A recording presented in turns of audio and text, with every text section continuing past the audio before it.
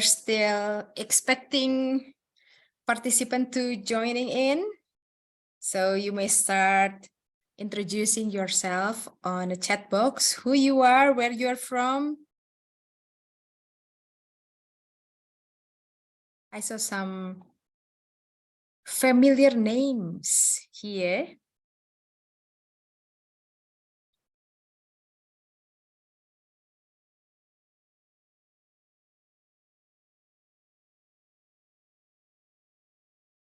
Yeah, you may start posting on the chat box who you are, where you are from, why are you here?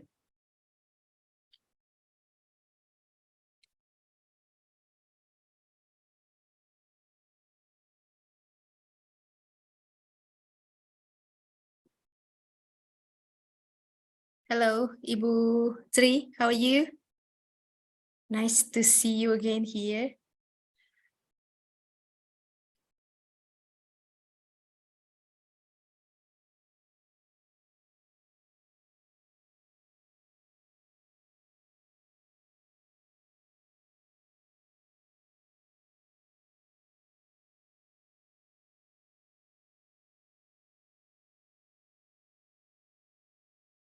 We have Anissa here. I believe you are from Cianjur. Hi, from Cianjur.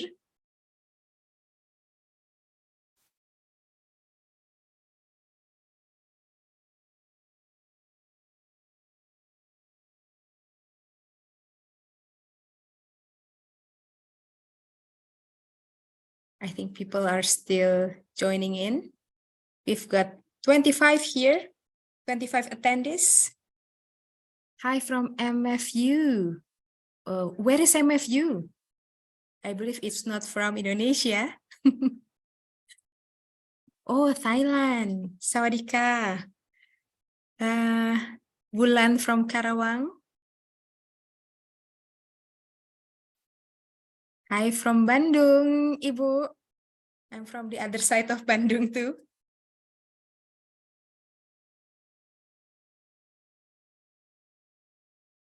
Yes, Ibu Tri. I've seen you several times.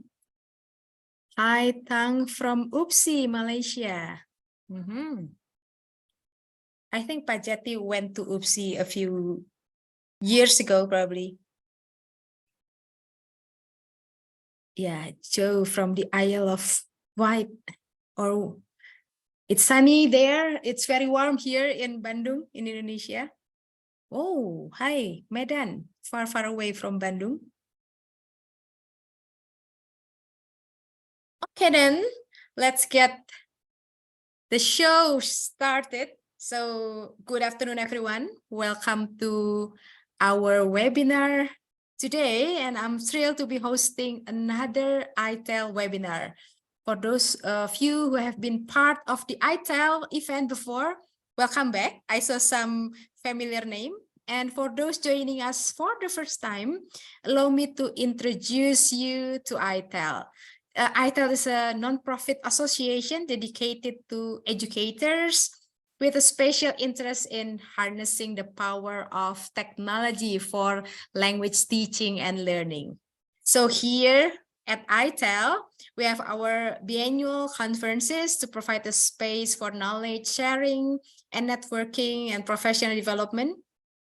And our events usually bring together experts, researchers, and passionate educators who are eager to push the boundaries of language education through innovative technology integration.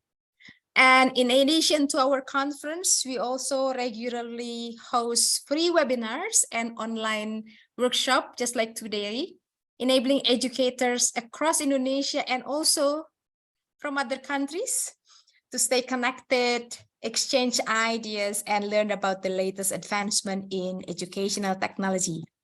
So we aim to empower educators with tools, knowledge, and network necessary to navigate the ever-evolving landscape of educational technology. We know that it keeps changing, it keeps moving, it keeps innovating. Every time we check the Google, there is always one new technology tools for us.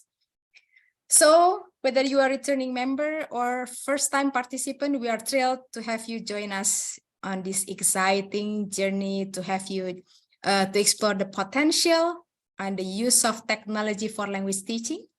And thank you for being part of iTell webinar. So in this webinar today, we are going to explore the diverse application of chatbots. We know that there are so many new chatbots recently, and joining us today, we have our esteemed panelists who will share their insight and experience in utilizing chatbots for personal and educational purpose. So without further ado, I'm going to call upon the panelists one by one. Let's call the first one. Please welcome Mas Daniel. Mas Daniel, are you there? Hi, everyone. Hi, Mas Hello, Daniel. Kevin. Hi. How are you? Perfect. So you're joining far away from Yogyakarta. Not too far, actually. Not too far compared to Joe. From where you I'm are. going to leave the farthest later. So, Mas Daniel, just in case some of our participants are not the returning participant, they don't know you yet. So can you introduce yourself, who you are, why you are invited here? Okay. Okay, Mas Daniel. Thank you, Devin. Hi, everyone from Thailand, from Philippines, from wherever you are, from UK. I'm Daniel. I'm from Yogyakarta. Currently, I'm teaching at English department of Universitas Mercu Buana Yogyakarta, and I'm one of iTell boards here. And why am I here? First, because I'm an edutech enthusiast, and I've been using chatbot for learning and to learn together with my students as well for about maybe 4 years, and we will talk about that further later. That's all, I guess, Davin. Okay, thank you very much. Pak Firman think that your voice is not really audible, but I think I can hear you clearly. Okay. So you need to turn up the volume, Pak Firman. All right, thank you, Mas Daniel, for your introduction. So obviously, you are a person who loves to deal with technology, and now you are exploring a lot of chatbot, probably, including the very famous one that we are going to discuss today. All right, the second one joining us today is the president of iTell, Pak Gumawang Jati. Hi, Pak. Are you there? Yes. Hi, Vin. Hi, Mas Daniel. Hi, Pak Jati. Yeah, good to see you both. Thank you. Yeah, good to see you again, Pak, in our webinar. I think many people miss iTell webinar. Yeah, I'm just trying to be confident that people miss our webinar. So, Pak Jati, even though many people knows you, please introduce a little bit about yourself and maybe what you are doing at the moment in regards to the use of chatbot and the like. Okay, thank you, Vin. Yeah, I'm the president of iTell. Day to day, I'm working as an English teacher in ITB, Institute of Technology Bandung. I'm interested in giving a lot of workshops related to practical steps in education. I started become interested in CALL, computer-assisted language learning, back in 1988-87, before the era of the internet. So long ago. Yeah. ChatGPT become my best friend. I say good morning to ChatGPT. I say, I ask them before lunch, what should I have? And say good night at night. So basically, ChatGPT is around my life lately. So things later to share probably, but I haven't really yet used ChatGPT inside the classroom. Yeah. I use it for unstructured activities.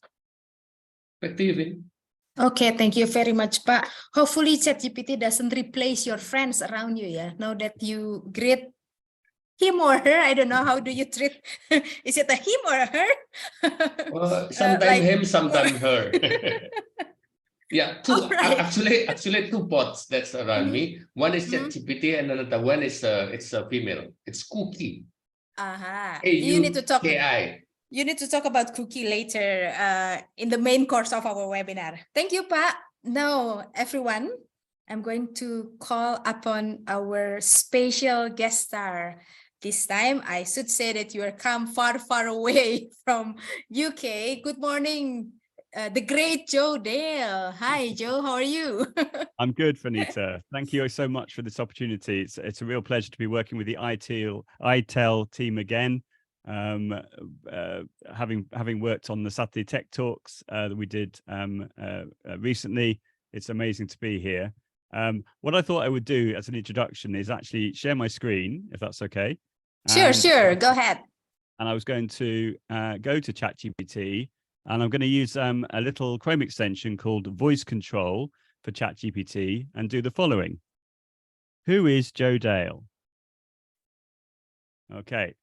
So it says he doesn't know who I am, or he or she. Okay. To do with languages and technology. No. Okay. We're getting there. Let's click on regenerate response. Let's see if they can have another go. There we are. Okay. So he has recognized who I am. So as you can say, he's an educator and consultant specializing in the integration of technology, language teaching and learning. He's recognized for his expertise in using digital tools, etc., etc., etc. But he only knows me up until September 2021. So I feel like he doesn't know me, at the moment. I've changed so much in the last few years. But in all seriousness, a little bit more about my background. So I was a languages teacher for 13 years. I taught French at secondary school level for 3 years, and then 10 years at middle school level on the Isle of Wight, where I am right now. And that was with 9 to 13-year-olds. So that was a sort of primary and secondary experience there. And for the last 13 years or so, I've been an independent languages consultant, normally traveling around the world and running training and speaking at conferences. But as a result of the pandemic and as a result of Brexit as well, I've had to change my model a lot. And I'm mostly doing work via webinars as well as some face-to-face training as well.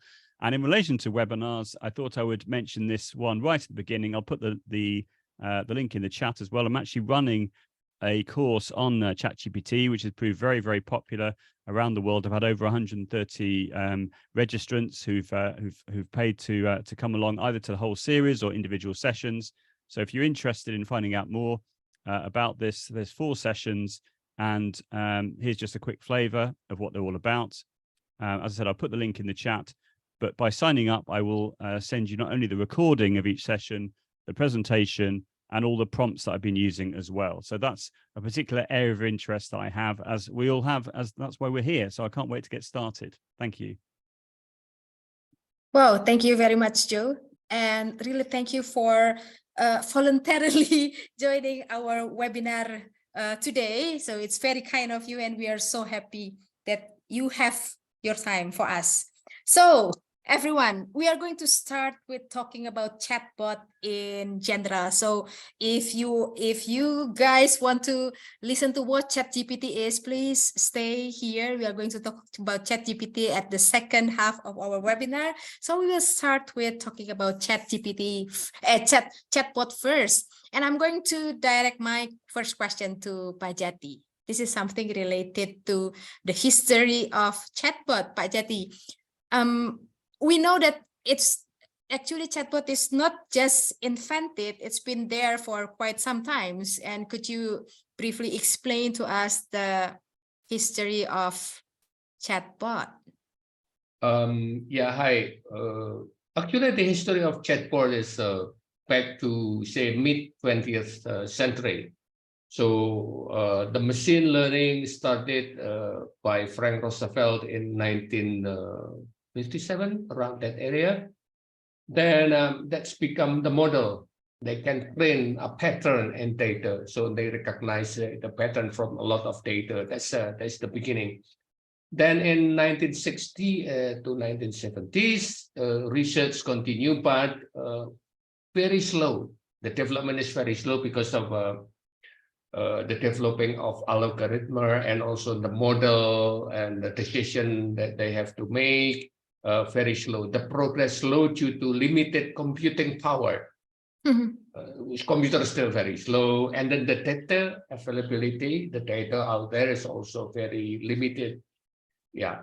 Then in 1980s to 1990s, that's machine learning research began to accelerate a lot. That's from the era of the internet, where a lot of data around. So the researchers developed the new algorithm and new techniques, basically on assemble method, assembling something, image learning, image recognition, speech recognition. So you can use a lot of translation and natural language processing. So that's become the basics of ChatGPT right now. In the 2000s, then there's the internet everywhere, the networks around the globe. We got really connected with Joe, we connected with a lot of others, and there are billions of data around.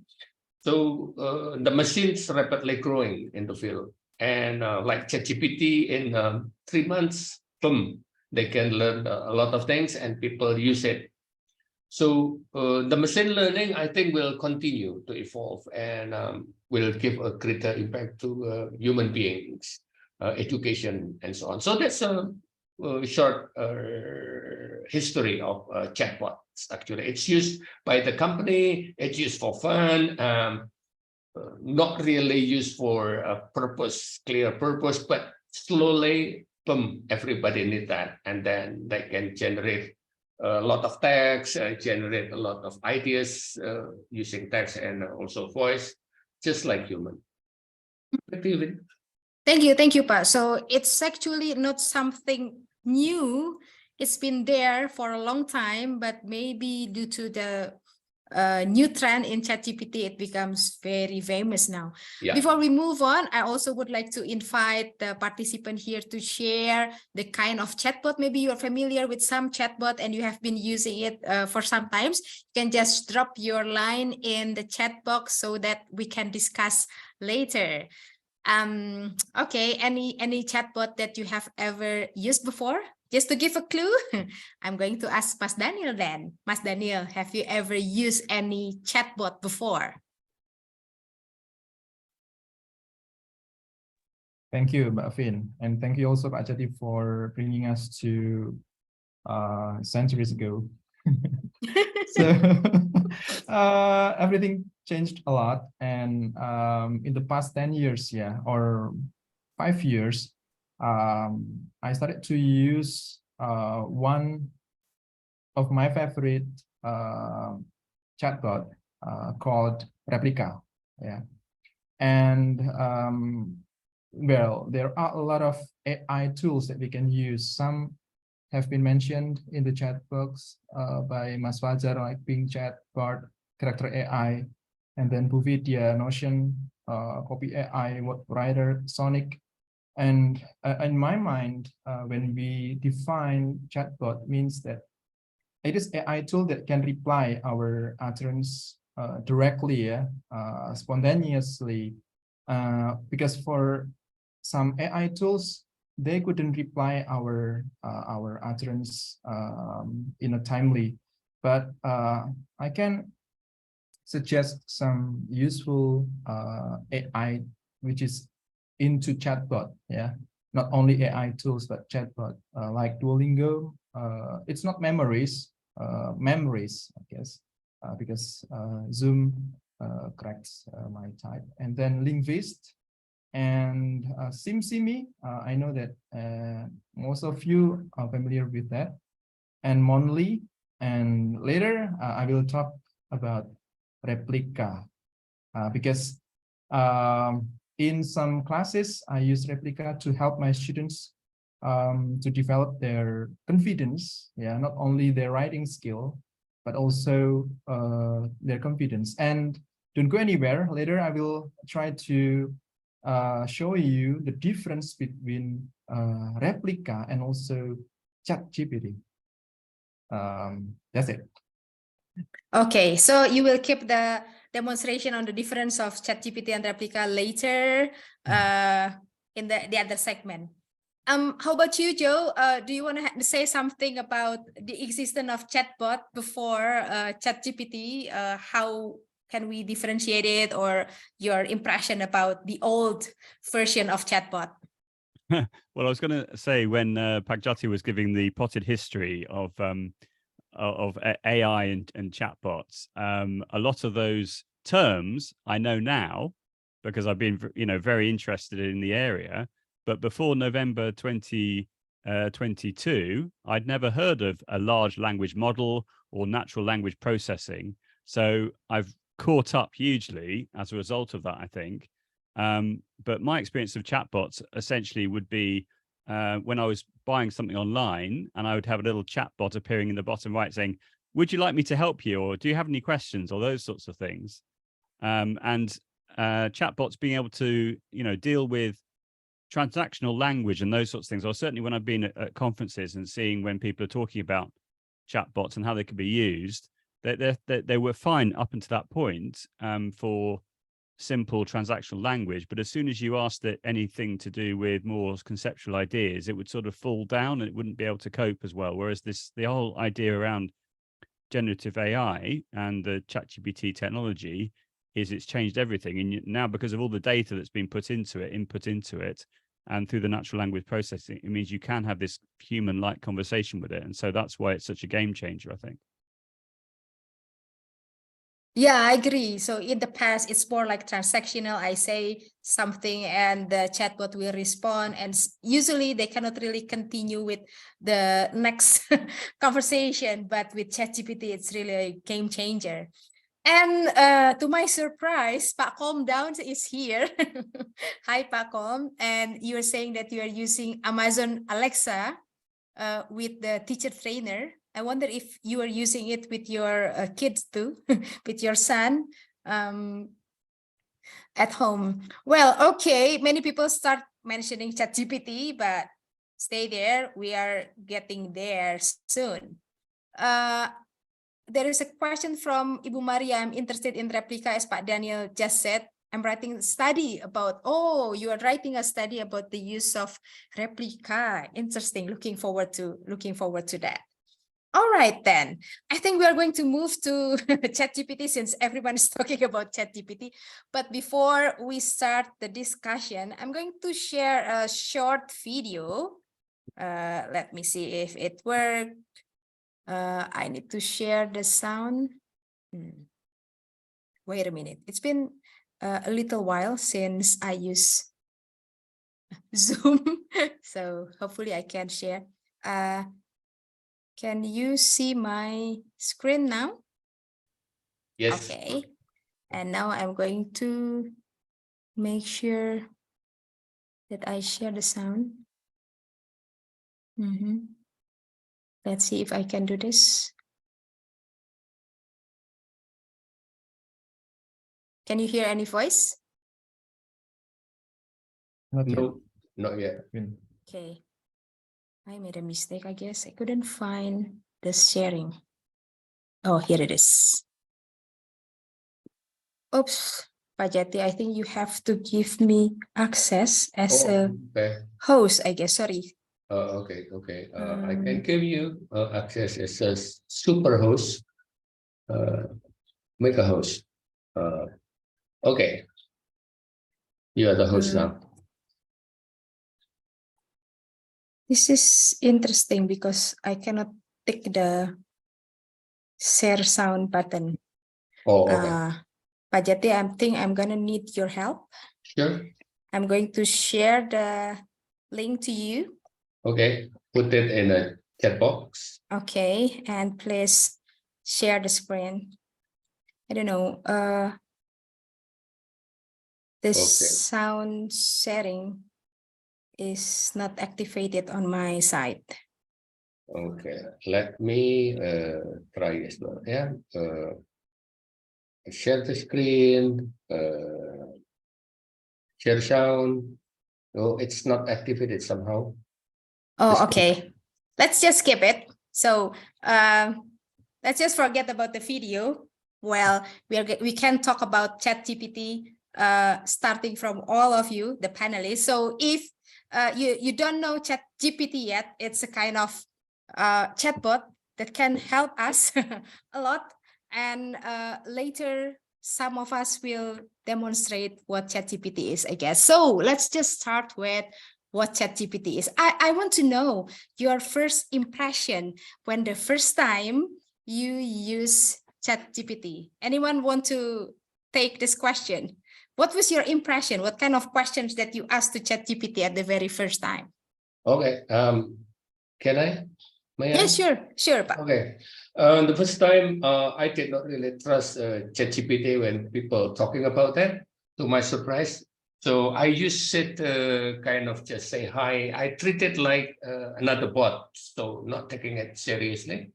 But then when the answer is getting right, then I started creating jokes like, I want to teach, one morning I woke up and I said, I want to teach my class, what should I do? And I start giving a lot of advice, nonsense. And then I start making another context. My students are undergraduate, they are studying mechanical engineering, and I'm in a chapter 4, I'm going to give a critical reading. Is there any advice? Then give me a lot of advice. Starting then I have a quality of a talk with ChatGPT. At the beginning, I'm very polite. Morning, how are you? How do you feel? You know, it's like treated like human.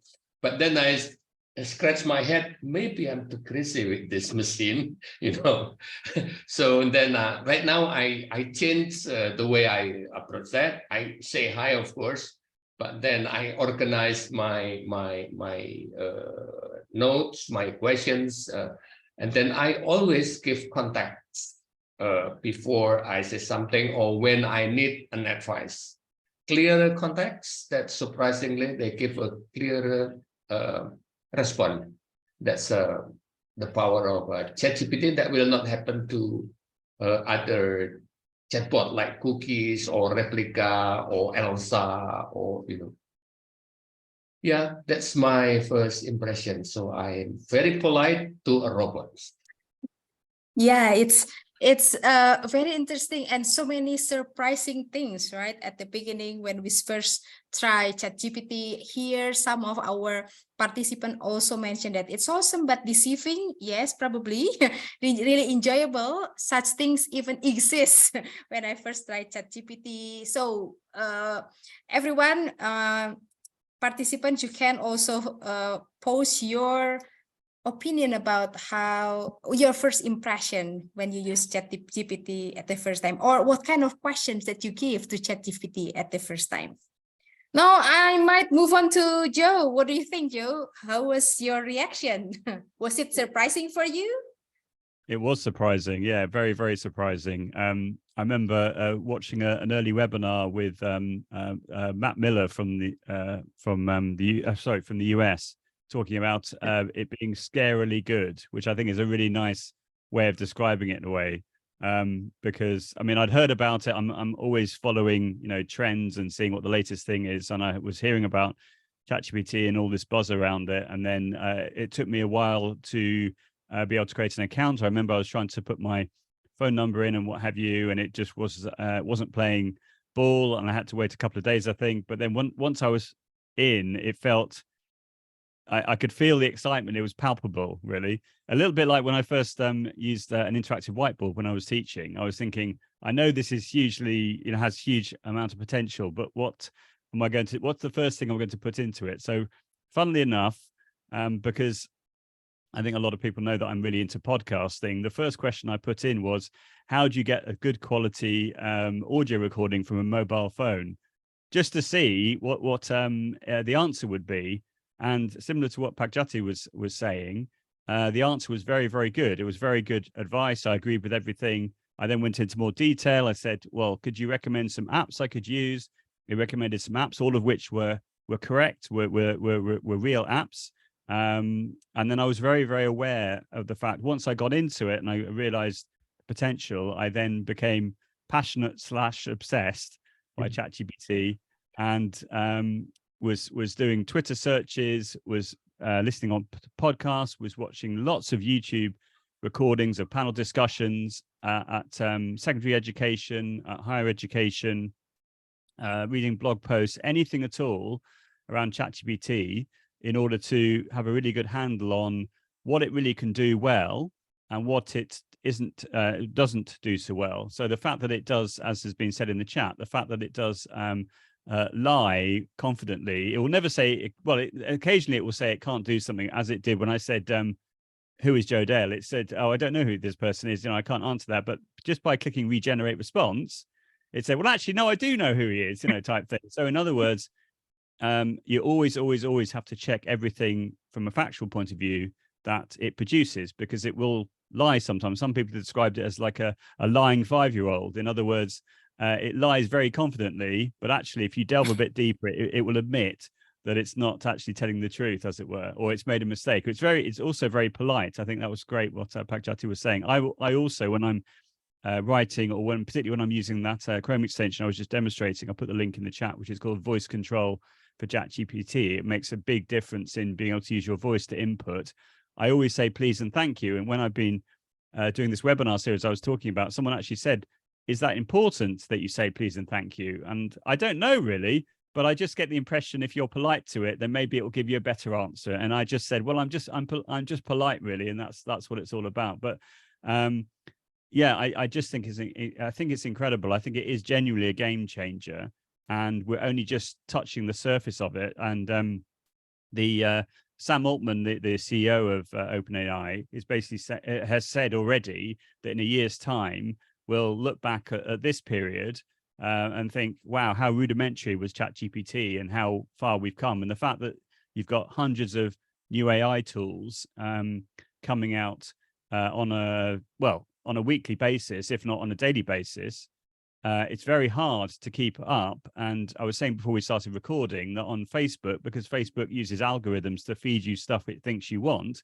every single time I open up the Facebook app, there's a post about ChatGPT, which is good, but it's almost as if, you can't get away from it. So I'm just really, really, really enjoying the ride of working out what it can do well and what it can't do as well. But I think in language teaching, because of the whole natural language processing, I think it's amazing. And that's what I've been trying to show on this course, to help language teachers seeing more than just asking it a question, getting some input, some output back, maybe creating a text and things like that, but actually doing a lot more detail. The fact that you can get it to mark work, the fact that you can get it to create activities with comprehension questions with an answer key, just by showing that to people when they don't realize, it's just, it's that wow moment. But there's other things you can do as well. You can do more sort of visual things. You can get it to code a KML file for Google Earth, for example, so that you can then do a Google Earth tour, which takes a matter of minutes to do. It's a lot quicker than doing it manually. You can get it to make a Google My Map, to personalize a description of a local area, which you could then say use another tool like recording your screen and turn it into a speaking and writing activity. You can make flow charts and mind maps. There's so many things that you can do.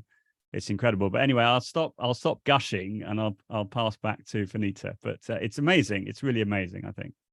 Wow, that's amazing, Joe. I think you've been exploring ChatGPT a lot, and I believe that some of the participants are curious to know about how to use it. Maybe you can also demonstrate one or two strategies in using ChatGPT. But now I'm going to move to Daniel first.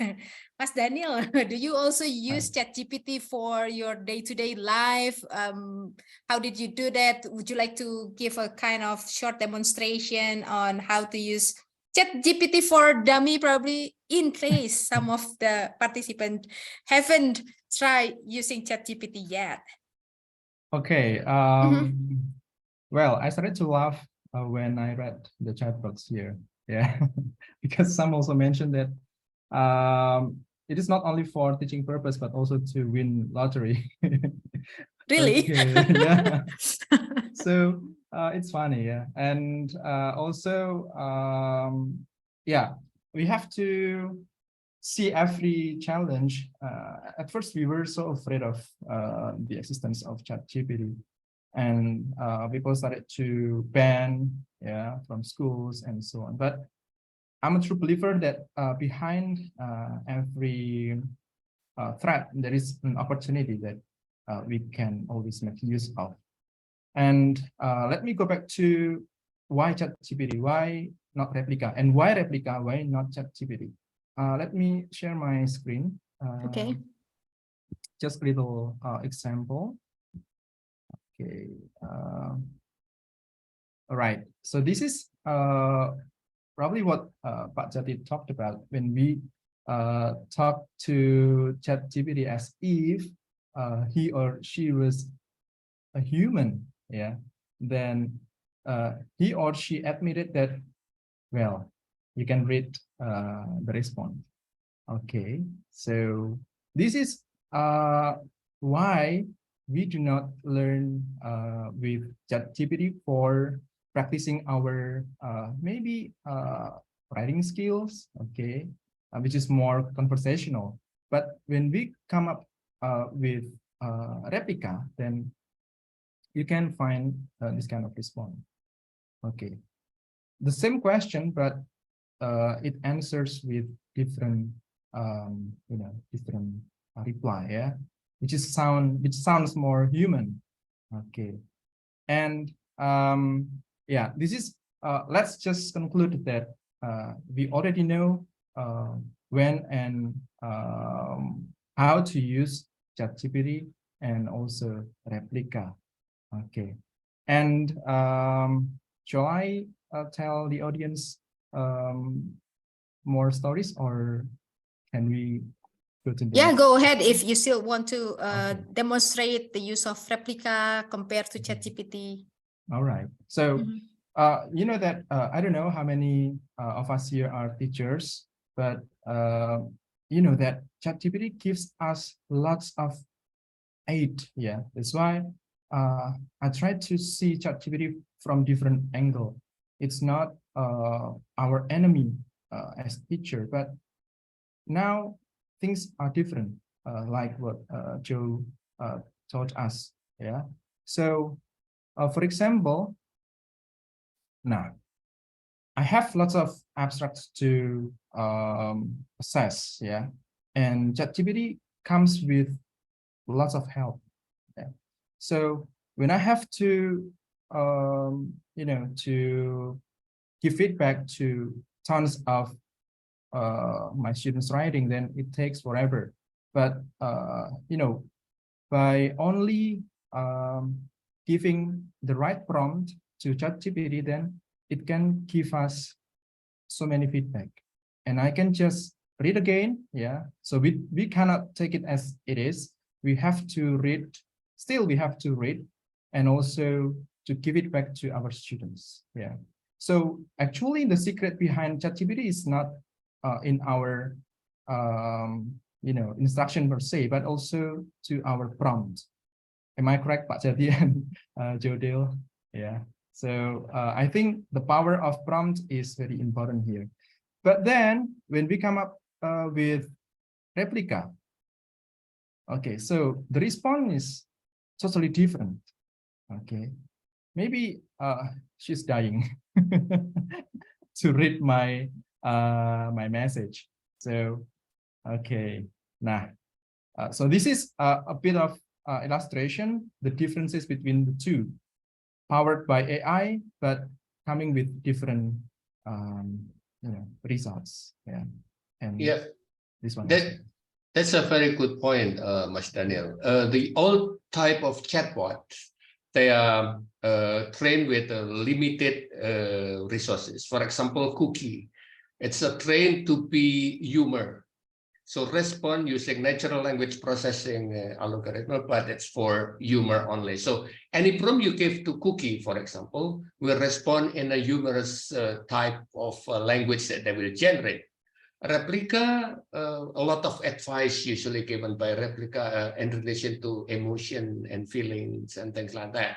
So in that area, yeah, ChatGPT, that's a different, it's they got more data, they collect more, or they study longer probably in the school.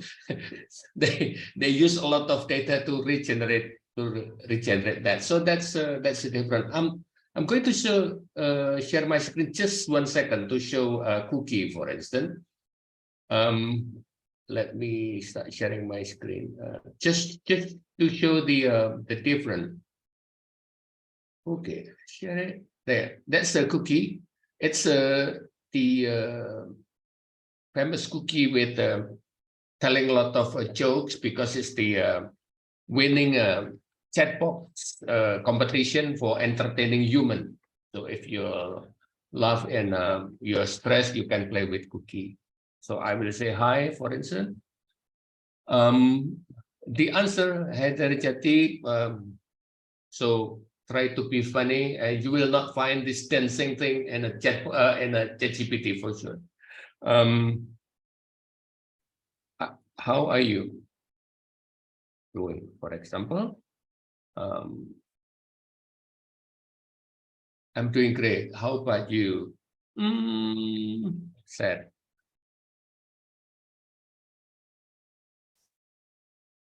Don't know.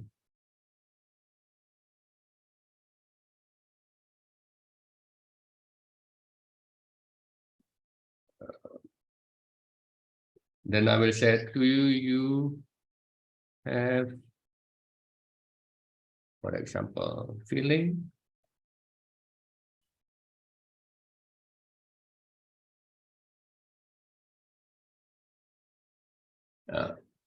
So your computer.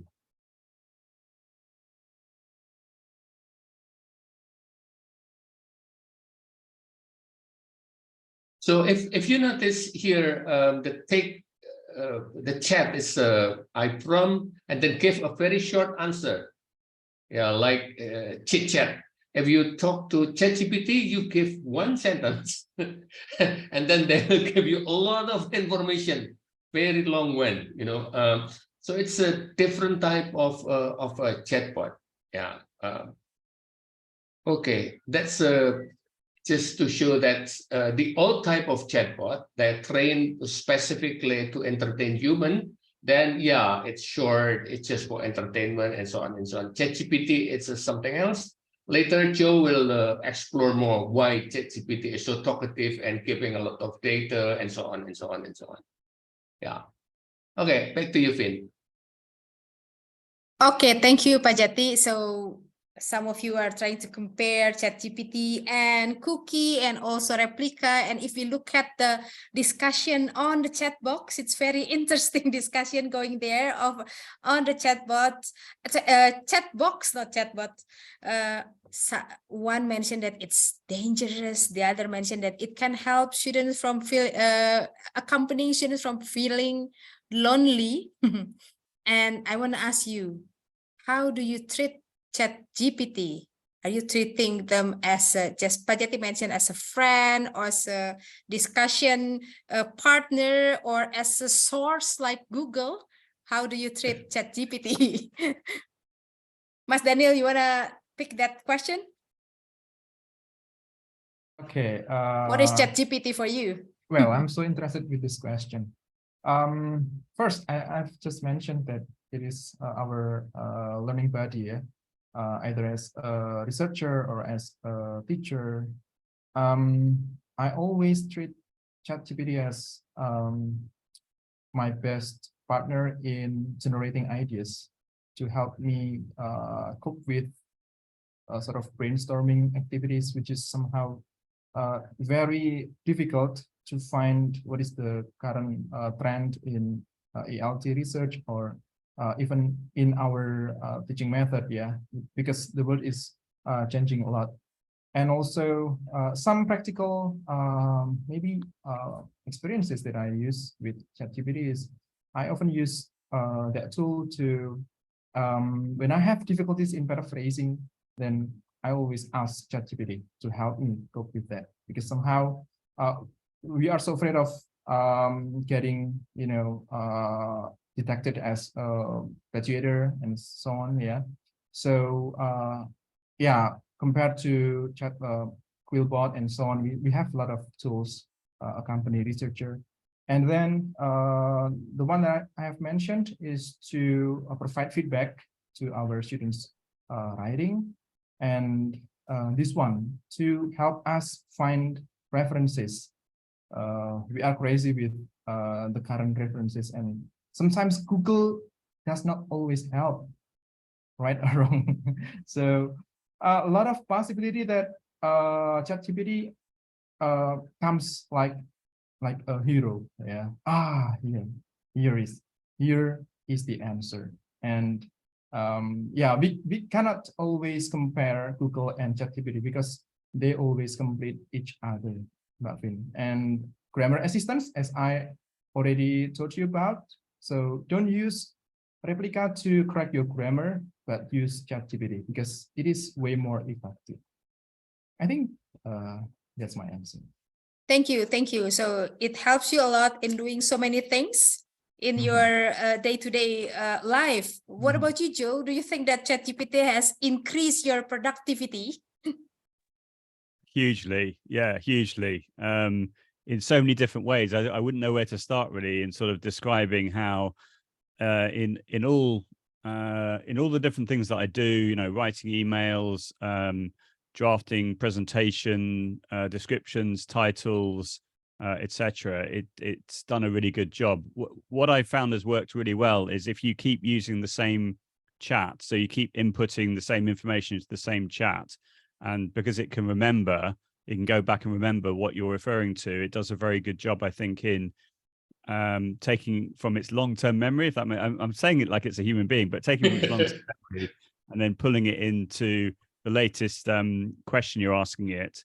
I think that's amazing. One interesting thing that happened yesterday was because I'm doing this course again in June. I wanted to try and streamline it and make it easier. So what I thought I would do was try to put together some sort of table with all the messages I've been sending out to people, and sort of like a schedule of what I needed to do on a certain date for the different webinars. So I said to ChatGPT in the chat that I've been running for ages now, designing all the parts of the course, could you help me do this? Can you put the different things I need to do into a table? And it did it. And then as a result of that, I was then able to use the voice control extension I was talking about. And I just kept adding like new commands, new iterations, and it kept churning out the table and changing it and what have you. But it came to a point where I thought, yeah, it's done a good job, but I need to copy and paste what it's done and put it somewhere else, like into a Word document, and actually manually change it to get exactly what I wanted. So one could argue that, yes, if you give very specific prompts, it can produce good quality outcomes. But what's frustrating in a way about it is it's not consistent with the outcomes it gives. If you, particularly if you give a complicated prompt, I think. And as a result of that, I felt it was better. As I say, I'm just like learning all the time. I felt it was better to go with it to a certain extent, but then finish off the job manually. So I got exactly what I wanted. And in relation to it being inconsistent with content it produces, obviously a classic language learning exercise is a gap fill. Now, I found if you say to ChatGPT, can you generate a gap fill, let's say looking at the perfect tense in French, for example, which is what I normally talk about, as well as other languages. Can you generate comprehension questions? Can you add an answer key? If you do that, it's not consistent with the type of gap fill it produces. Sometimes it will, for example, put underscores for the gaps. Sometimes it will put numbers for the gaps. So we say like 1, 2, 3, etc. But if you click regenerate response a few times, maybe it will replicate it the first time, but then the next time you click regenerate response, it will give you a different type of gap fill. Or sometimes it puts English in with the target language. So what I've tended to recommend is that you ask it to create a text without any gaps, which is it does really well at. It was an interesting discussion in the chat about facts, the fact that you can ask it to generate a link, and it makes up a link. So sometimes, as I said already, if it doesn't know something, it'll just make it up. And that's definitely my experience as well. So always check anything it produces from that point of view. But what it does brilliantly is it can summarize, regurgitate different texts, which are not plagiarize. They're just drawing from different elements of the tone and the type of text you've asked it to produce. So if you get it to produce a text with maybe some of the structures you want it to use, for example, then you can then take that text and put it into something else like WordWall or learning apps, or there's a really cool Google Docs extension called Close It, which allows you to turn any text into a gap fill really easily. And what's nice about all those three options is you have complete control over what words you turn into gaps. So for example, if you want to take out all the verbs, it's easy doing it that way. But if you say to ChatGPT, can you create a gap fill looking at the perfect tense in French and remove all the verbs and replace them with gaps, it won't do it. It will do some of them, but it won't do it. It won't just, churn out what you're looking for. So again, so I would just encourage everyone just to play and play with it and work out what it does well and what it doesn't do as well. And that's something that I found it doesn't do as well. So I think it's better for it to excel by creating a text and then put it into something else to then remove the gaps. Another thing that it does really well as well is this idea of narrow reading, whereby you ask it to produce a text and then you ask it to produce the same type of text, but changing some of the structures slightly. So maybe you're looking at a particular set of structures that you want to focus on. You ask it to create, say, 4 texts with slightly different wordings or slightly, customization or slightly different structures, and get it to generate a comprehension task. So, what is the difference between text 1 and text 2 in relation to what time so and so got up in the morning, or what's the spotting the differences, for example.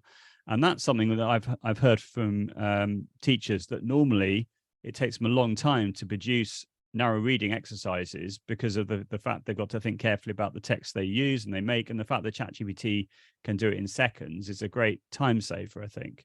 So it's just working out what it does well, but definitely for gap fills, I found that it's better to just get it to produce a text and then put in the into the gaps. And I know we're going to come on to sort of fears about ChatGPT, but one thing in relation to sort of the idea that it's going to kill creativity, to me, it's the opposite.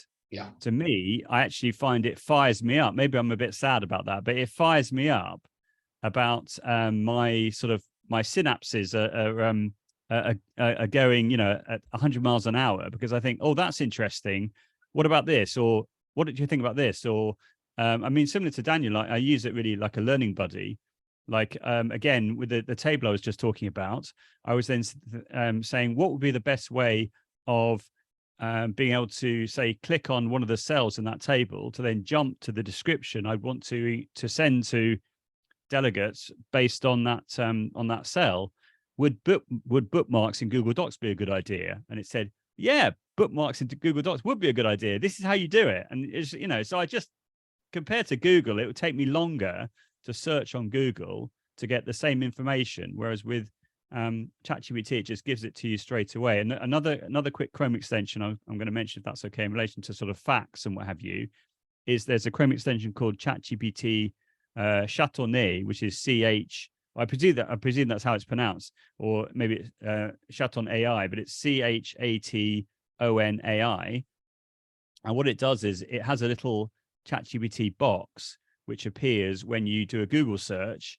I know there's other ones like this. I think Merlin is another one, but it's there, and you can set it up so it automatically generates a response in ChatGPT based on your Google search. But you can also set it up so you can choose to manually activate the Chrome extension. And I prefer that, because otherwise, if you're doing a lot of Google searches, each time you do that, you get a chat in your history, and that could be it could make it difficult for you to find what you want to find because of the fact you've got all these chats there. So I think that having the option to manually search is great. And I was delighted to see this morning that OpenAI have produced an official iOS app, only available in the US at the moment, but that has a search option in the history. So I think that that's something which is missing at the moment from the web-based tool. You can't easily go through and do a search for a keyword for a chat you knew that you did a couple of days ago. You have to manually scroll down to find it.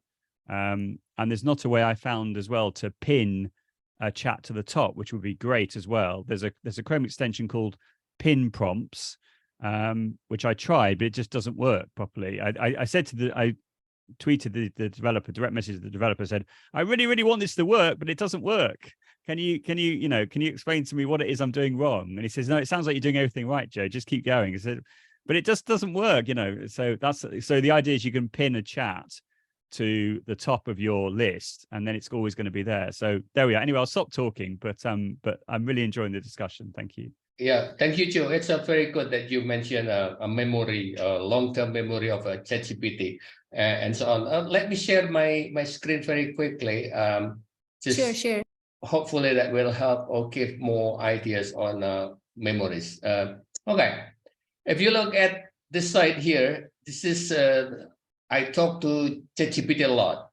Rewrite intro ChatGPT, that's I'm working on my paper.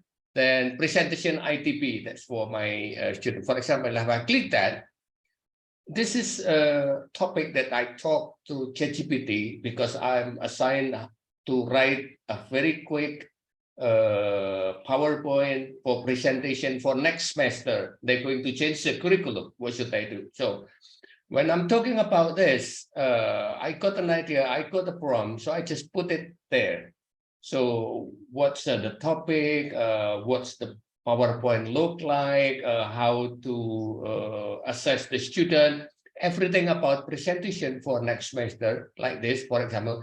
Can you do the same with the delivery technique?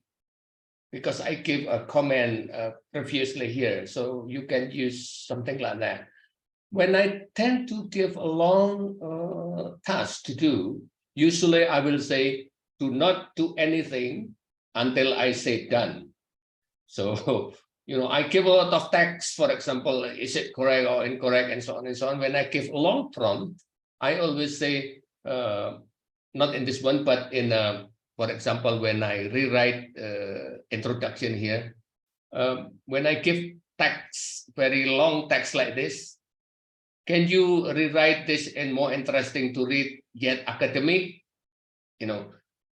When I give long prompt, usually I also said, do not do anything until I said done. So I can give 2 comment or 3 comment to combine to make the real context. So that's easier for the machine.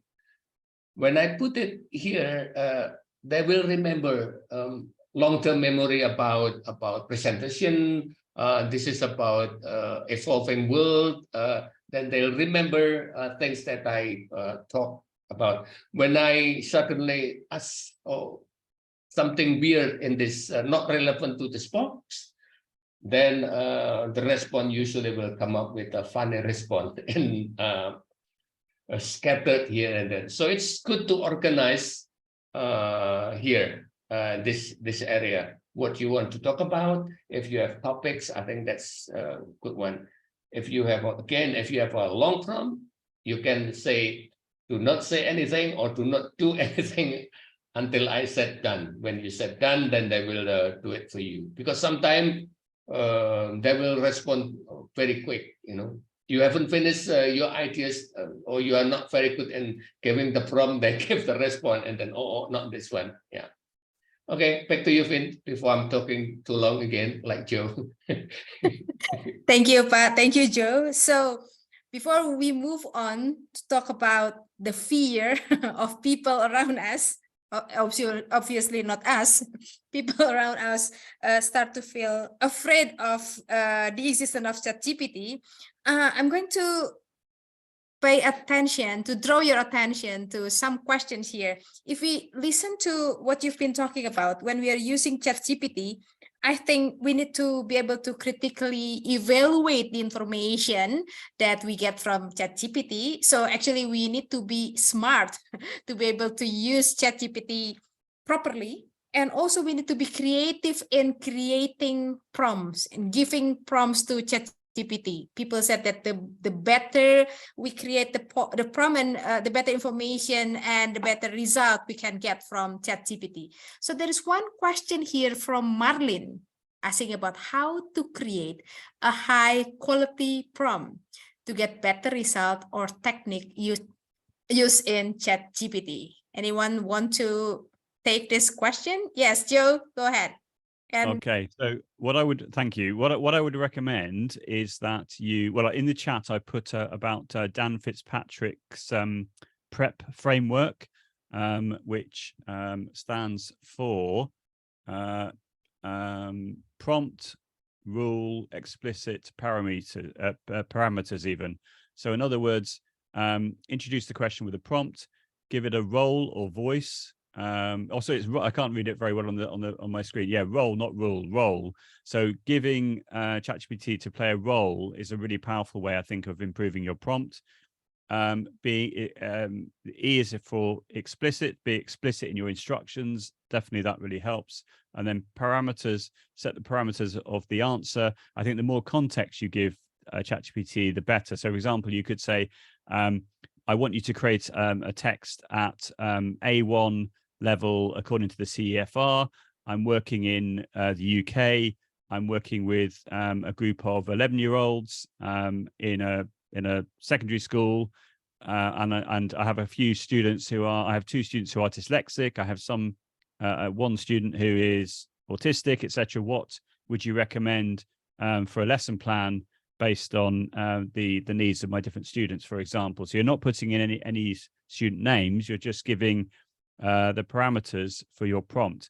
Another thing that I found that's worked really, really well is similar to what I was saying earlier about putting in sort of different prompts. So I think it's called multi-prompting. If you multi-prompt to get the outcome that you want, once you've achieved the outcome that you want, you could then say, that's brilliant, well done. And maybe I shouldn't be saying well done, but anyway, that's brilliant, well done to ChatGPT. Could you now create a prompt yourself to create this type of outcome that would work as if I was writing this in a new chat? In other words, it's not using its memory from everything that's been chatted about already in that chat. It's creating it so that it would work in a new chat. And then I've tried that. It's produced something. I've tried it. I've gone to a new chat. And if it does it, brilliant. If it hasn't done it the way that I wanted, I'll go back to the original chat. And I said, there was an error message or it didn't quite work. Can you tweak the prompt? And it says, yes, of course I can, as it does.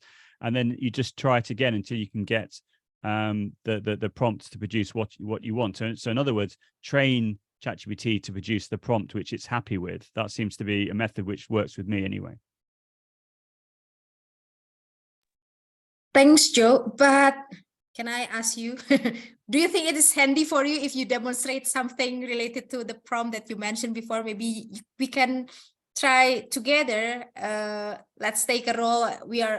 I'm a teacher teaching junior high school student. I'm going to teach la la la.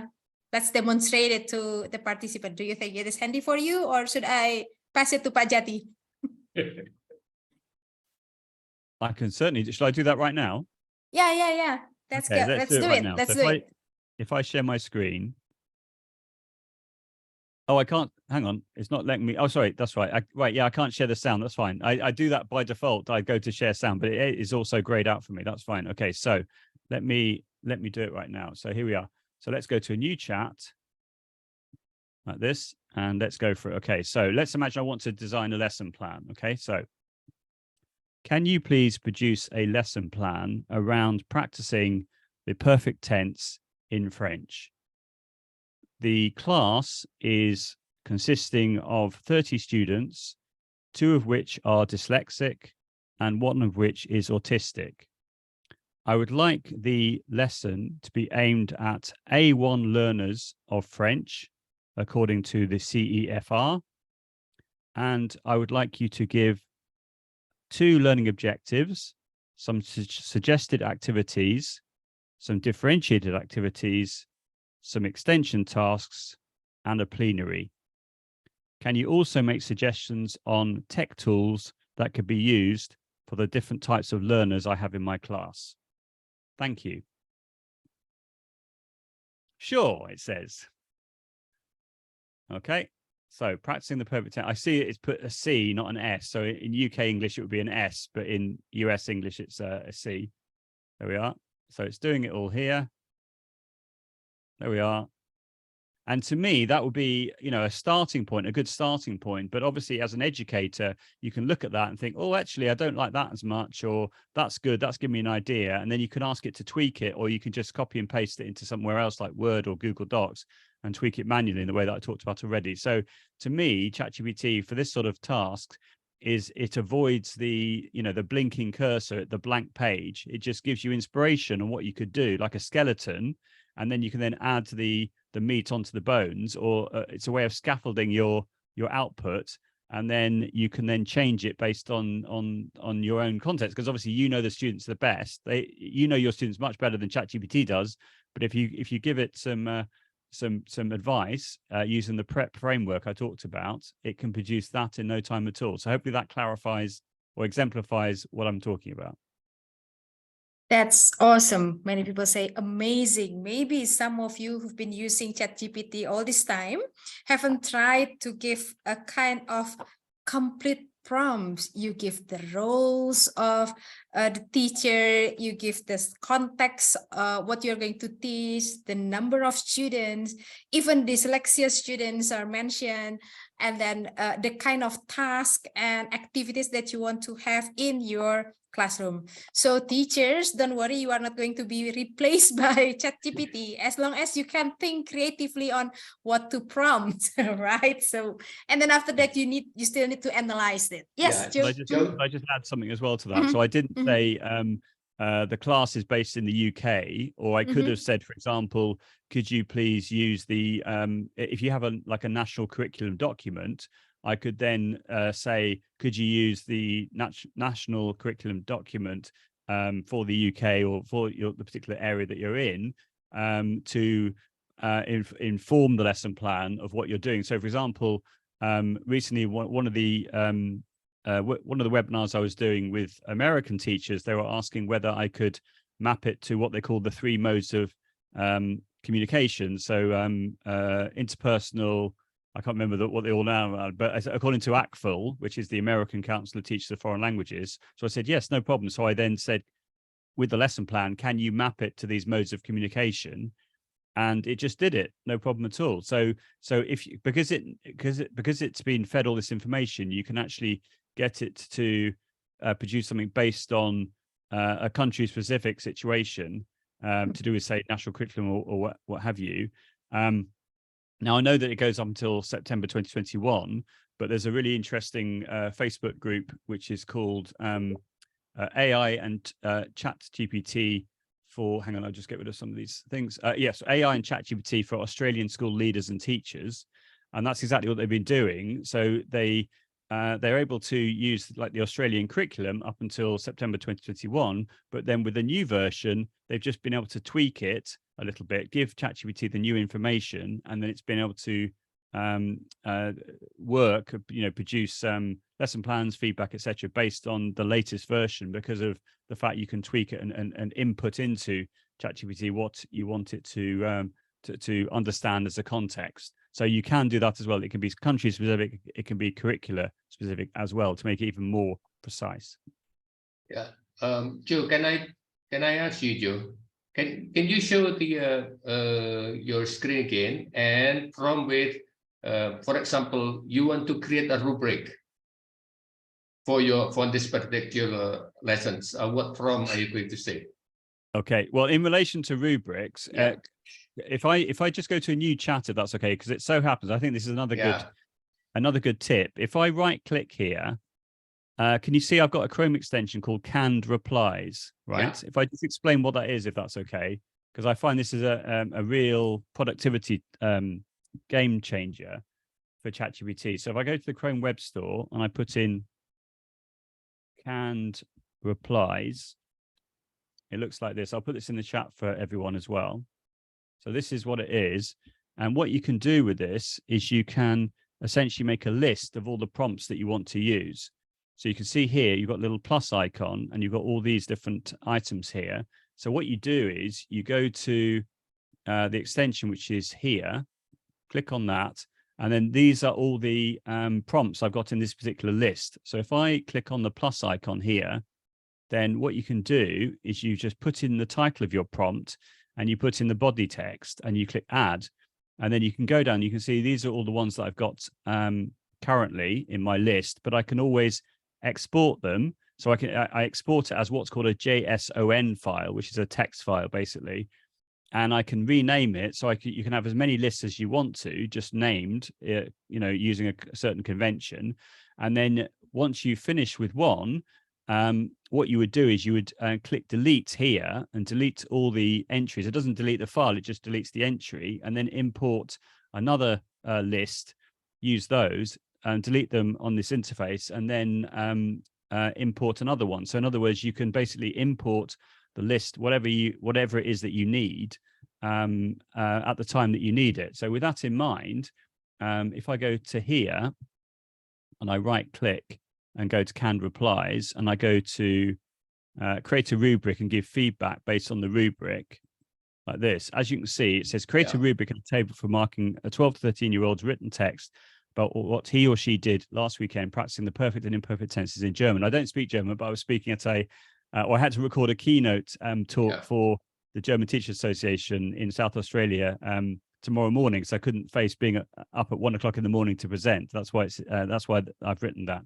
Create 3 times 100 word text as an example with 5 deliberate mistakes in each one, making each text progressively more advanced. Mark the text using the rubric and give feedback about the mistakes using our examples in context. So if I click here right now, it's going to make the rubric for me like this. It's giving an example text like this, okay? And then it's marking it for me based on the rubric. So what you could do is you could actually design your own rubric, or if you have your own rubric, you could basically input that into ChatGPT. Can you see it hasn't finished here? So you just click continue generating. So, and then it carries on. So what you could do is you could get ChatGPT to understand what your rubric is, and then input student work, making sure you don't include any personal information, and it will then mark that work, give feedback based on your rubric. There we are. Does that answer your question? Yes. I just I know how to do this. I just want you because you are on the screen to show the participants here. One more joke. If I want to make or create a PowerPoint on this lesson, what do you usually, or how do you usually prompt your ChatGPT? Okay, well, I have a prompt for that. I don't have a prompt with me right now in my list, but if I just explain what you have to do, what you can do is you can ask it to generate an outline in Word, whereby you have, let's say, titles and then bullet points for the different elements that you want to include within your PowerPoint. And then, in fact, shall I just, can I come back to that? If I stop sharing my screen and I find the prompt, I can show you live. Is that okay? Yeah, sure. Okay, sure. I'll stop sharing and I'll show it live, because that'll be better, won't it? Okay, just give me a second while I do that. Okay, while we are waiting for Joe, there is a question in the Q&A here. Have you ever checked if the references that ChatGPT suggests accurate from Ibu Puji Rahayu? From my experience, I do not use ChatGPT for references. I tried some and I got disappointed that the references is not correct. The references doesn't exist. So you have to use other tools, not ChatGPT. ChatGPT is to generate ideas, things like that, but not for writing bibliography or references. They will give you the wrong reference anyway. Yeah, I tried several times and always fail. I don't know, Mas Daniel, do you have any experience? Same experience, Pak Jati, because I once also would like to find out the current references or experts, but it turned out that all coming up to the suggestions are people who myself are not familiar with, and sometimes they just took it from, I don't know, to any sources, which when I checked again in Google, it appears that those persons didn't exist. So I wonder where those persons are from. Because GPT is to generate text. to generate text. So it's not to generate based on facts whatsoever. It's to generate text. That's a natural language processing. So it's not really appropriate for references and looking at data or facts that's already exist. Yeah. Yeah. Can I add some more, Pak Jati? Yeah, sure. This is a good example that we need to tell our students about. Yeah. Like we should not always rely on information from ChatGPT.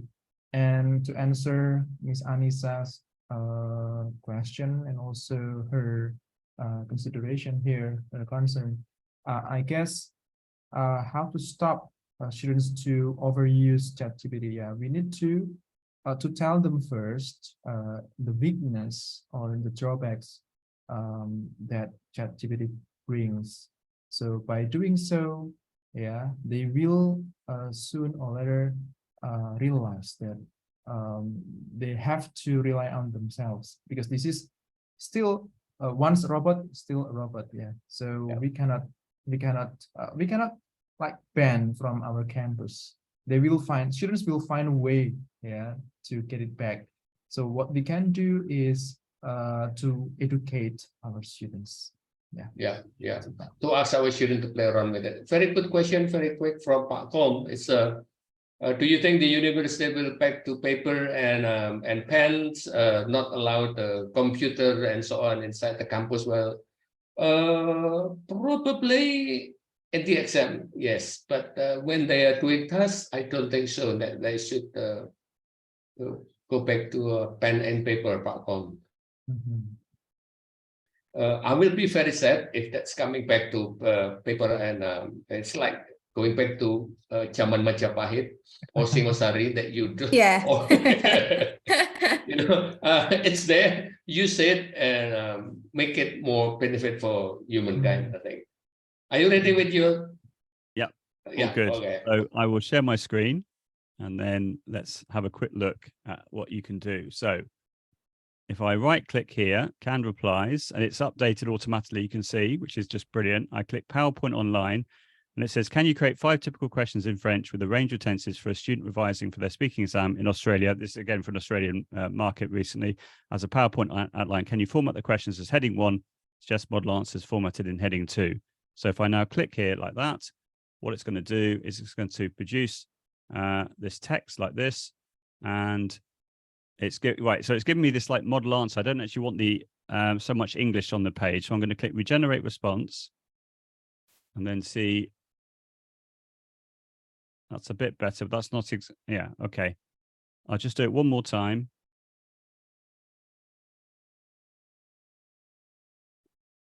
And that's better. Okay. So there we are. So I'm going to take that text. There we are. I'm going to take that text like this, and I'm going to copy that.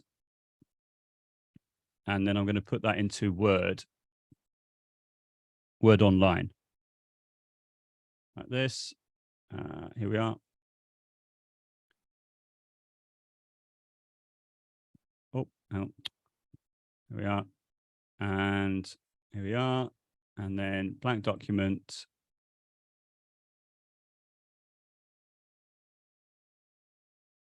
And here we go. So I'm now going to paste that in like that. And we don't need to have all these slides. Let's just do, say, 3 slides like this. And then what we want is we want to have the title. Oh, the title needs to be heading 1. So we click here and click styles and make sure it's heading 1. So I asked ChatGPT to do the formatting, which it hasn't been able to do. So what I would do instead is I would just make sure that all the headings are in this particular style like this.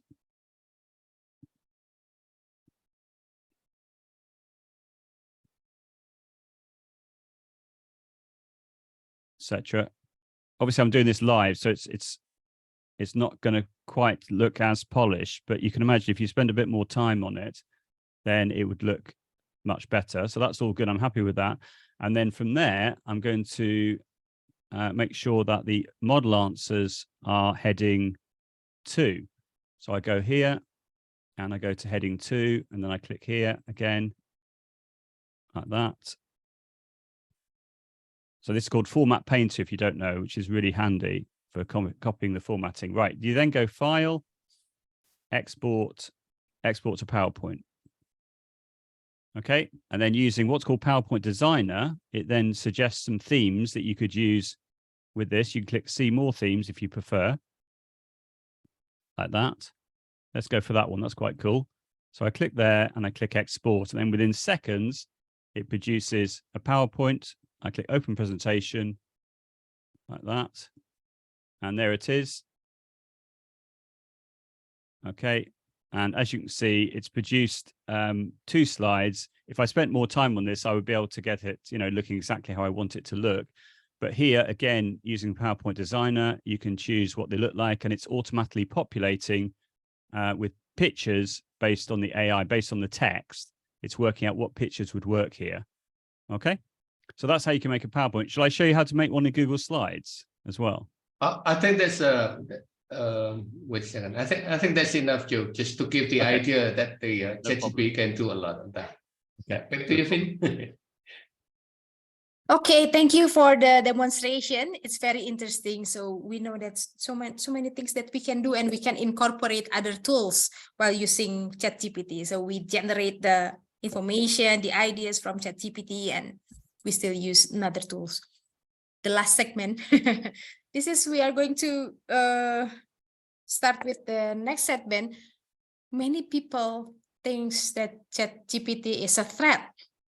Many people show their fears about ChatGPT. Also in the chat previously, we can see that some questions from the teachers, how to prevent my students from using it, from overusing it, things like that. I know that Mas Daniel, you are doing a kind of agreement or initial agreement with your students about how to use ChatGPT so that they know how to use it properly. Would you like to share me what you did with your student? So, Finn, let's consider my response to this is not, something which is totally correct, because I'm still dealing with a lot of, trial and errors. But at first, yeah, you are right. I made an agreement with my students. I have to educate them at first. I know that they know a lot than I do. They have done, maybe they have known ChatGPT long before I knew it. And then after that, I give examples, some incorrect work from ChatGPT. Then I started to prohibit. Yeah, I strongly suggest them to not use ChatGPT to request an exam or test answer. But somehow, whenever we say don't, they will keep doing it. Yeah, so that is what always comes. But yeah, you can have different approach, but this is what I'm doing. So I try to say don't use this, don't use ChatGPT to answer sort of exam. But I try to use different approach when students started to use ChatGPT, because saying no is not enough. Whenever I come with writing task, so when we have a mid-exam, I want them to present. So because finding a way to detect plagiarism is way more difficult. Yeah, though I can suggest you some tools here on the chat box, like writer.com, and then xwriterful, or smodin.io, and so on. Yeah, or maybe Joe and Pak Jati can suggest some more tools. This is not enough. Yeah, so our creativity as a teacher is being tested here. So when we have writing task, yeah, we need them to present as a way to check their understanding. And then when they have a reading, comprehension test, yeah, again, we need them to tell a little about what they understood, because sometimes what they wrote might not be something that they understand. This is what happens to me. Maybe some audiences here also experienced the same thing.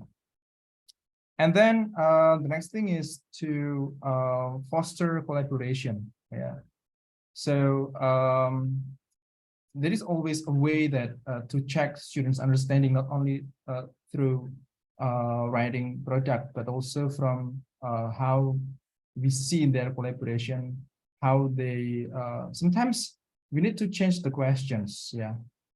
Somehow some questions are not well answered by ChatGPT, something that is related to personal opinions. Yeah. So, and also something that is more maybe critical. Yeah. So I guess you can always have different approach. Yeah. Let's say eclectic approach. Yeah. So yeah, this is what I'm doing. Like to have various activities. Yeah. Informative assessment. Yeah. So yeah, we need to educate, and we need to make some variation in our teaching method. Yeah, I guess this is what I can say, Mbak Vin, and later I can add more. Thank you, Mas Daniel. And what about you, Pak Jati? I know that you are using ChatGPT with your students while you were having a writing class or academic writing class in your campus. Do you think that you have a kind of rules, or how did you accompany your students when they are using ChatGPT for their writing class? Yeah, thank you, Finn. For writing class, I give a lot of tools. Like I ask them to use a lot of Grammarly, a lot of other tools to check their writing. I ask them to use Quillboard. So I introduce a lot of AIs for them to writing, and I introduce ChatGPT. My instruction is very simple: use ChatGPT to help your writing. I did a lot of a little survey. I haven't finished yet, but to my surprise, not everyone knows ChatGPTs in my class. Some they don't know that, but most of them they say that it's a good tools to generate ideas. Yeah, but not for proof, grammar proof, and others. But for generating ideas, they are all happy with that and agree with that. And I usually demonstrate that in the classroom, and we do it together, and then we read together what's ChatGPT wrote, and then we discuss that in the discussion, whether it's good, very good, or what would you make this more personalized in the context of Indonesia, and so on. That's the way I use it at the moment, and there's still a lot of other potential on that. Yeah, back to you, Finn. Thank you, Pak Jati. And what about you, Joe? How can we prevent people from fear about ChatGPT? Well, I think What will you say?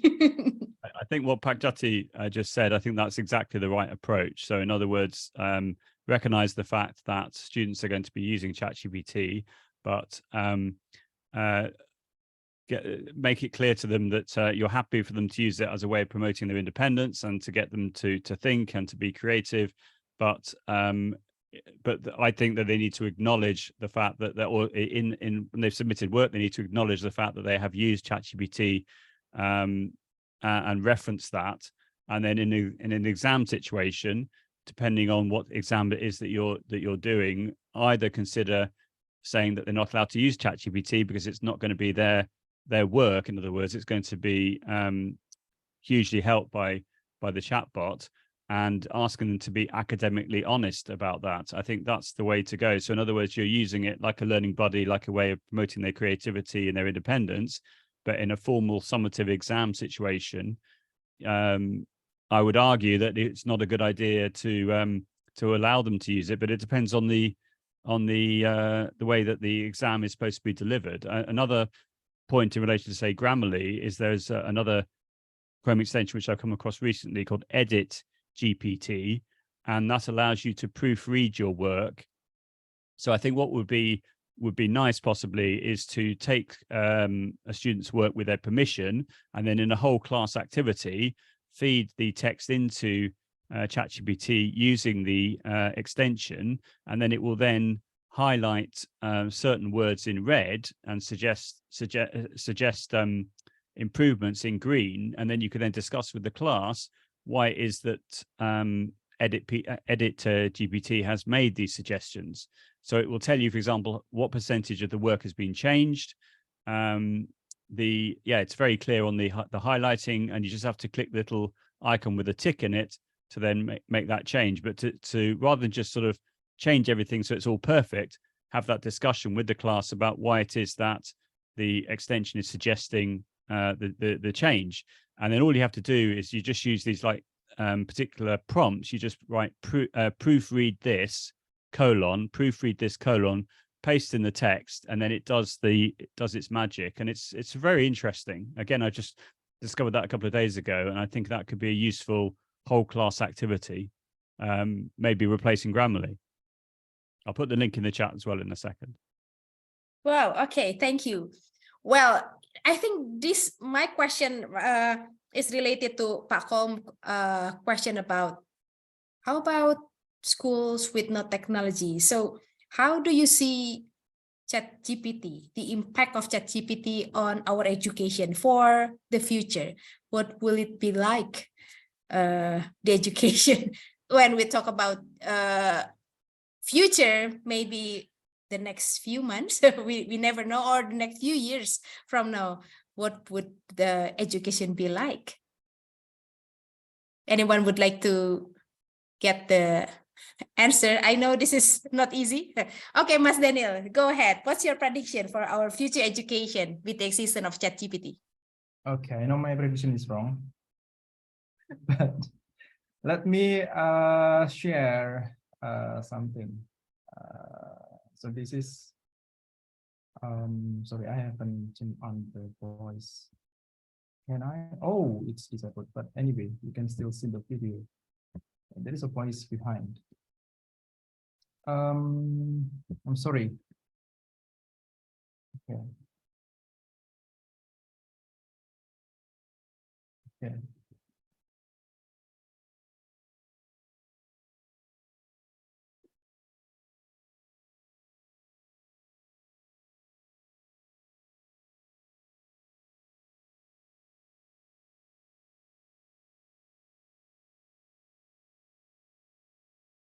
Okay.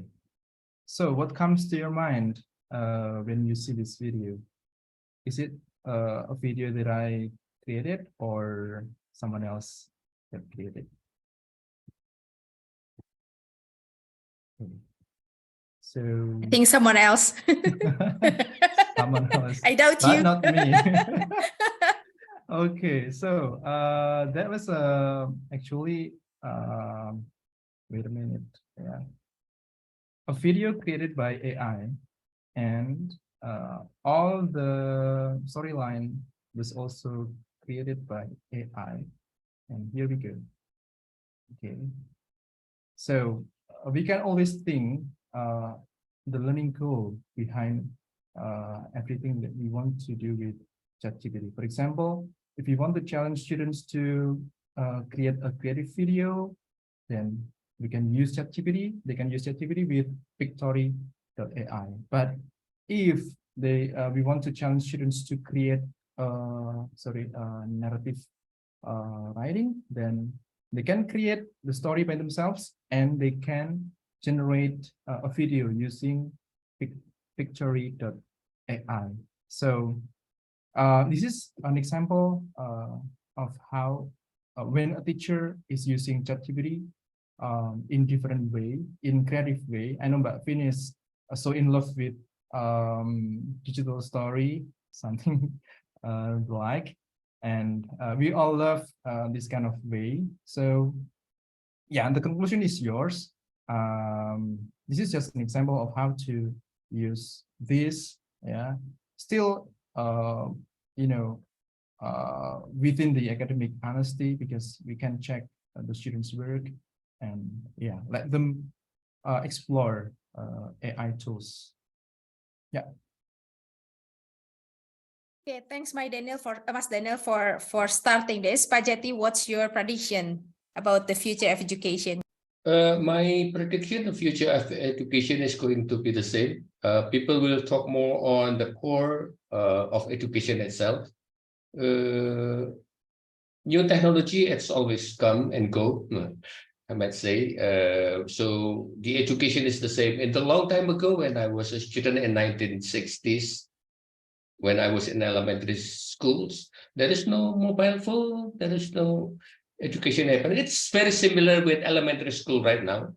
We're still studying history, we're studying a song, it's pretty much the same thing, what to learn, but using different things in a different environment, in a better situation. So the education, I think, will remain a little bit changing here and there because of the new tools, new inventions later on that will bring together and wrap up to be more comfortable environment. That's always for a good human being.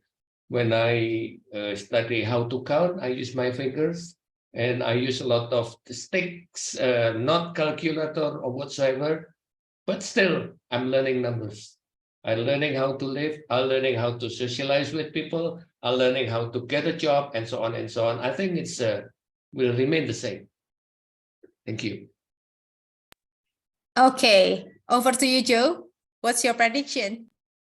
Well, I think here in relation to sort of EdTech adoption, similar to what Pak Jati was just saying, I think that a famous adoption curve is very relevant here. In other words, if you haven't seen it before, if you just do a search for, well, I've put the link in the chat, but basically you've got the first 2.5% of people are innovators who are discovering, the latest EdTech tool, what it can do. You've then got 13.5% early adopters, which is, I think, probably everyone that's here right now, I would imagine. You've got 34% who are the early majority, and then you've got 34% who are the late majority. In other words, the middle of the curve, the vast majority of people who have heard about it but maybe haven't got time to explore it or what have you.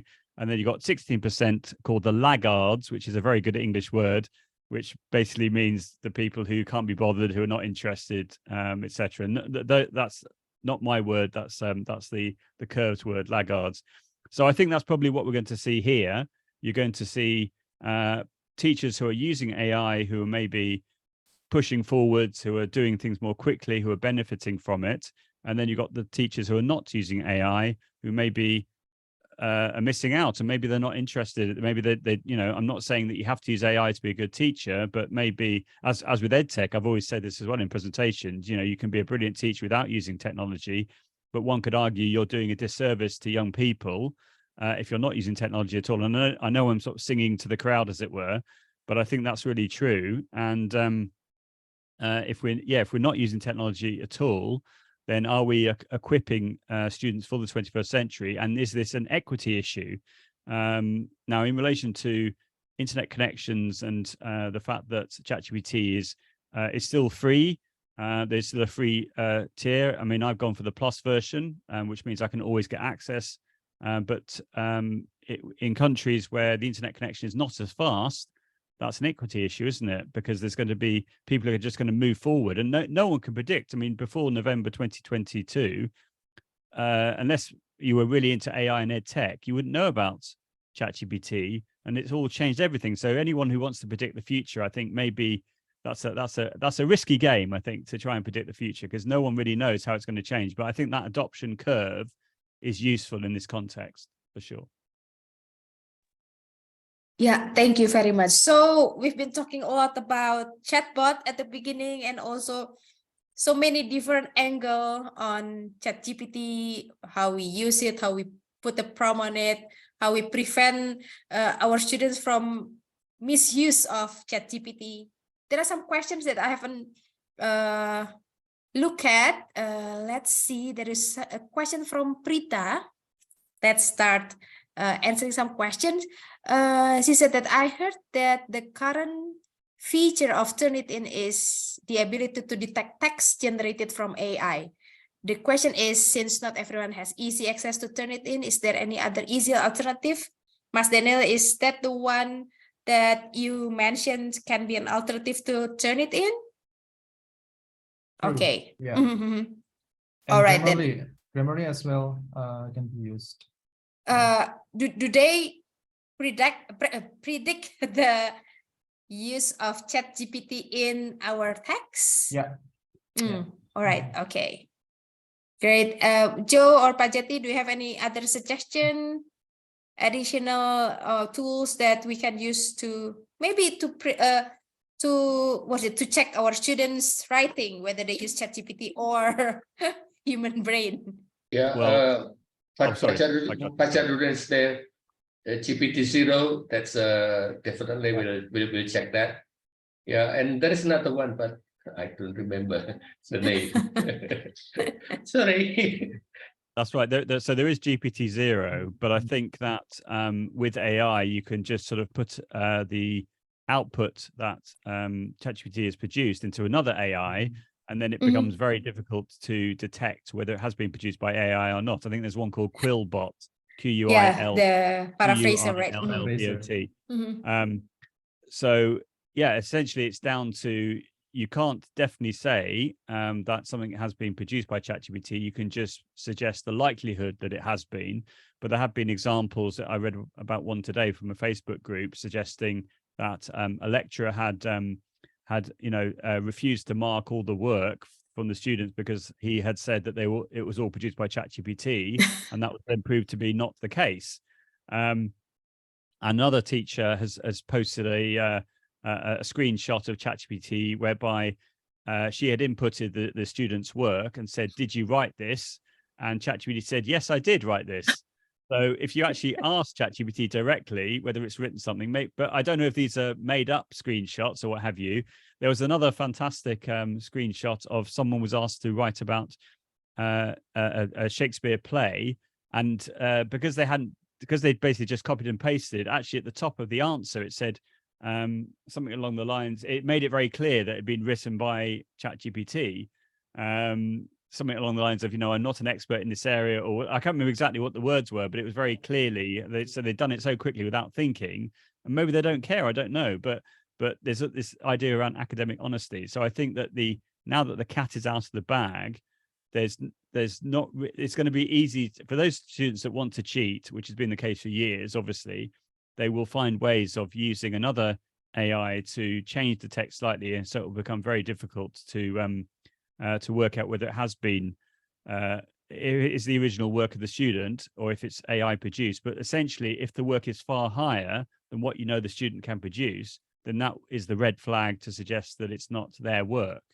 But it's tricky. It's going to be interesting how things change and how institutions at all levels react to this, I think, moving forward.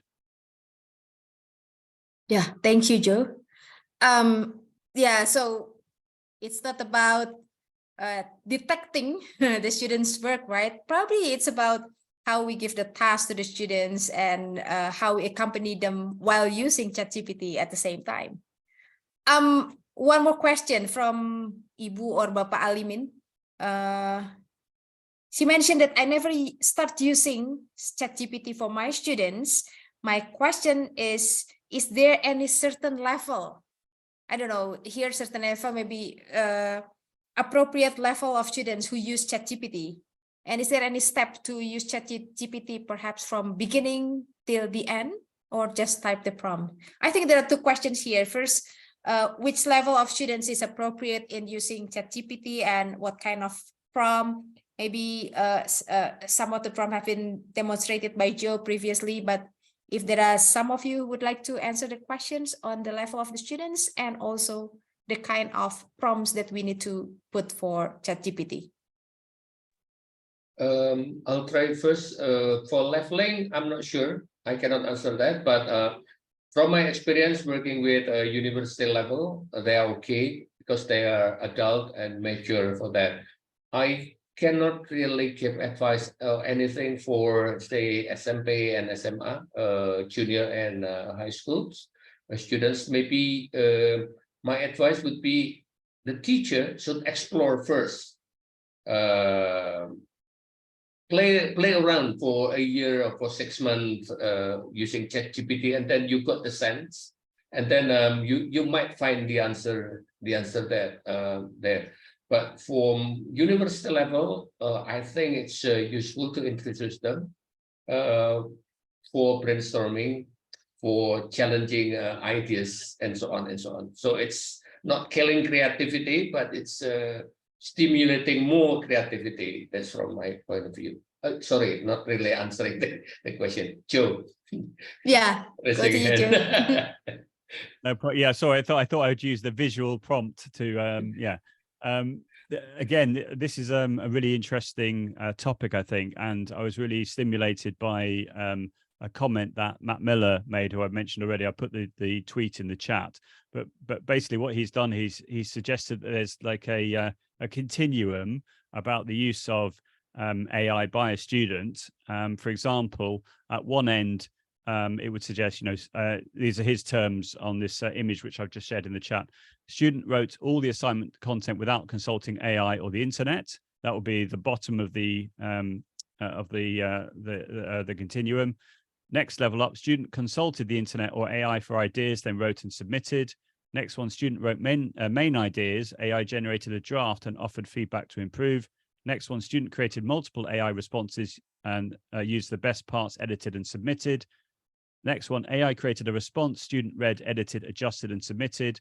Top one, student plugged prompt into AI, copied response and submitted it to the teacher. So at one point, is this acceptable or not acceptable? So I would say the top level is not acceptable. So in other words, there's no thinking there. The student has just asked the AI to do the work and submitted the answer. But there's a gray area, I think, between the top and the bottom, really. And as we talked about already, this idea of, scaffolding, allowing the AI to fuel your ideas, your creativity, to me is a really good use of AI. Not just to submit it as if it's your work. Obviously, I'm not saying that's right, but to use it as a way of giving you ideas, maybe structuring the outline for you to help you put together your essay, your presentation, what have you. I think that's a good thing, personally. Yeah, can I add? Okay, thank you. Yes, Pak Daniel. Yeah, just to add what Pak Jati and Joe just mentioned, I started to think that in order to help students to find or to help them brainstorm ideas, we can start introducing ChatGPT from maybe SMA, yeah, or senior high school in under project-based learning framework, yeah. So it is good for them to, let's say, find solutions or to compare their methods to solve particular problem, yeah, and to check its effectiveness and so on, because this is part of research, yeah. So I guess in 5 years or 10 years from now, students can deal with AI a lot. So this is a way to introduce AI from ChatGPT from the beginning. So let me mention some fields, yeah, that I forgot to mention at the earlier of this webinar. So like customer service, yeah, we will use AI, and then e-commerce, we use AI a lot, like in Tokopedia or Gojek, yeah. And then banking and finance, who knows that they will work as an engineer there, and healthcare, human resource, and so on. So this is a good education about AI. So not just to mention the scary things or the beneficial of them, but to start using them together under particular companion by the teacher. And this is very useful for their life in the future. That's all. Wow, awesome.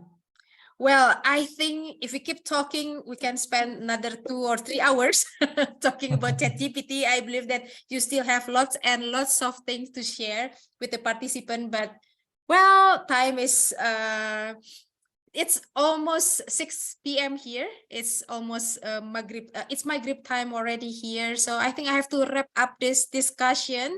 And before we close, I would like to have a big shout out to 3 of you, the amazing panelists. Thank you so much for sharing the incredible insights and experience.